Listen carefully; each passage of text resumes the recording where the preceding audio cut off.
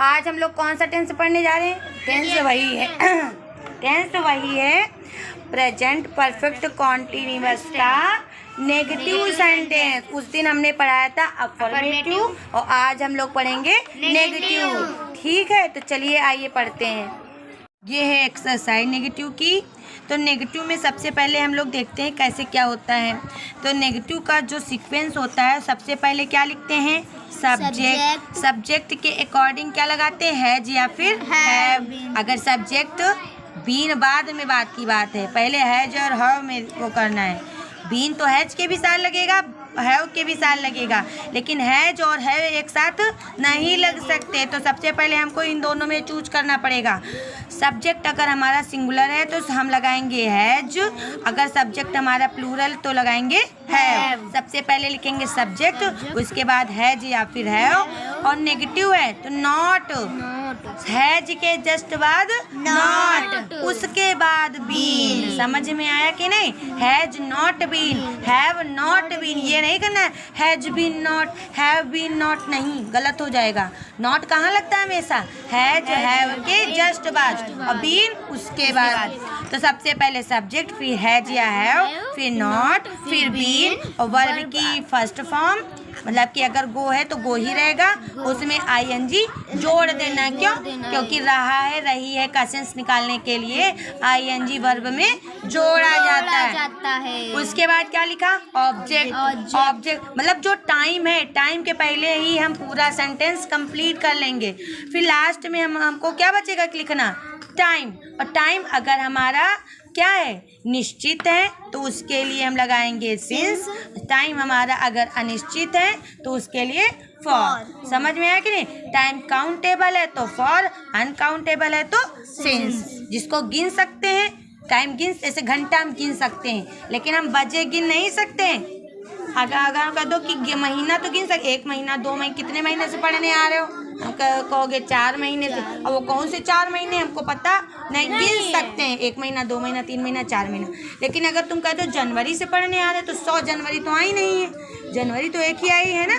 जो नाम है, महीनों का नाम, समय का नाम है, सन का नाम, ये निश्चित है। ये क्या है? निश्चित। और निश्चित के साथ हम लगाते हैं सिंस। लेकिन अगर कह दो कि घंटा, घंटा अनिश्चित है, समझ में आया कि नहीं? तो उसके अलग साल लगाएंगे फॉर। समझ में आया? तो चलिए आइए अनुवाद करते हैं। तो मैंने कहा मैं 2 दिन से स्कूल नहीं जा रहा हूँ, तो क्या हो जाएगा? सबसे पहले आई के साथ लगाते हैव, आई हैव, फिर क्या लगाएंगे? Not. I have not been going to school. अब दिन नाम है, नाम तो है नहीं, ये काउंटेबल है, गिन सकते हैं 2 दिन से, 4 दिन से, 5 दिन से।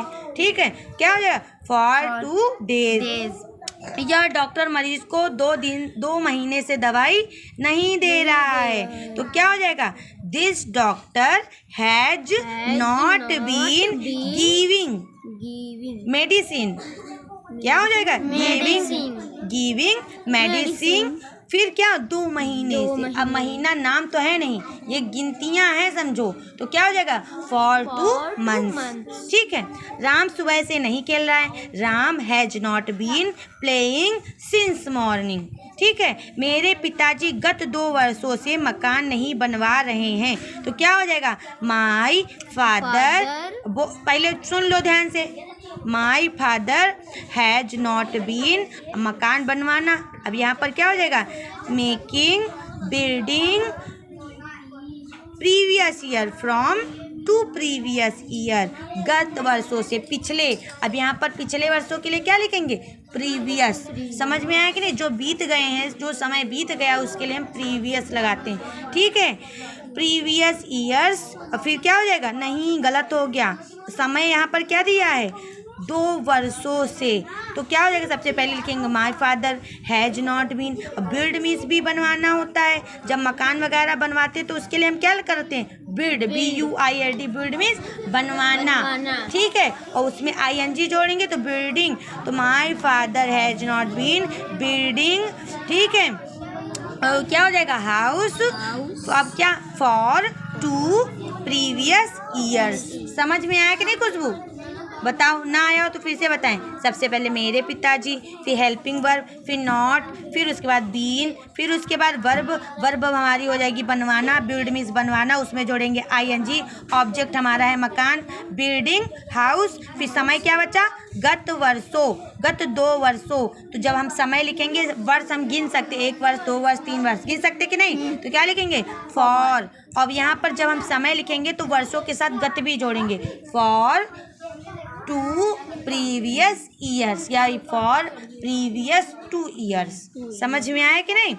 अब राम 3 घंटे से पत्र नहीं लिख रहा है, वह 3 घंटे से पत्र नहीं लिख रहा है, तो he has not been writing letter for 3 hours।